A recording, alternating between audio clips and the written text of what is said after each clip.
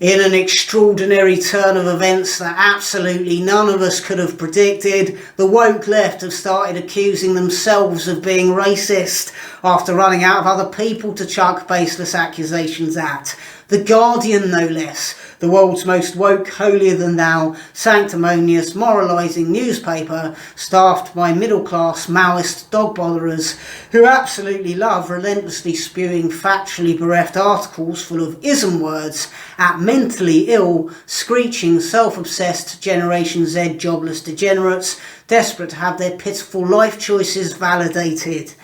The Guardian has been accused of institutional racism by its own employees, because what could be more progressive than actively damaging the very organisation that pays your wages? The Guardian commissioned an editorial project about links between the newspaper's founder and the slave trade, only to have 3 of the producers working on the project accuse the newspaper of microaggressions, bullying and colorism, whatever that is. Your guess is as good as mine. These producers wrote an open letter to the UK Audio Network stating, "For months we worked on a mismanaged project and had a difficult time trying to do our jobs due to the attempts of the institution to whitewash history. We were routinely undermined, unsupported and deeply frustrated by the absence of journalistic rigour and critical attention to history from a global news organisation." A key issue was the lack of any serious desire from The Guardian to face and interrogate its own historic role, what that has meant for its journalism to date, and what accountability might look like in the future. This left room for microaggressions, colorism, bullying, passive-aggressive and obstructive management styles that have caused frustration and stress for members of the production team. Our concerns were dismissed as trauma and baggage. Well, boo-hoo. What exactly are these producers looking for? They're looking for some sort of compensation, obviously. After all, The Guardian operates at a loss because no one in their right mind would pay to have their heads filled with the sort of garbage they churn out. So inevitably, they're paying their employees a pittance.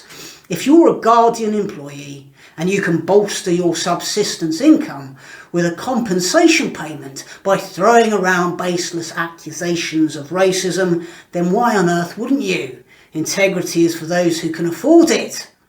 But they're also accusing The Guardian of racism because it gives them great kudos in the woke community. Publicly calling out an individual or organisation for racism is a fantastic virtue signal that moves you right up the social justice hierarchy.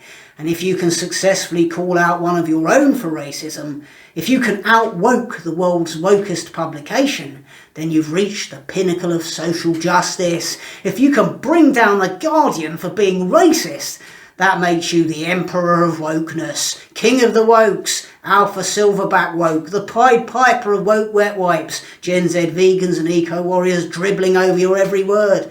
You could probably get a book deal or even your own series on the BBC out of it.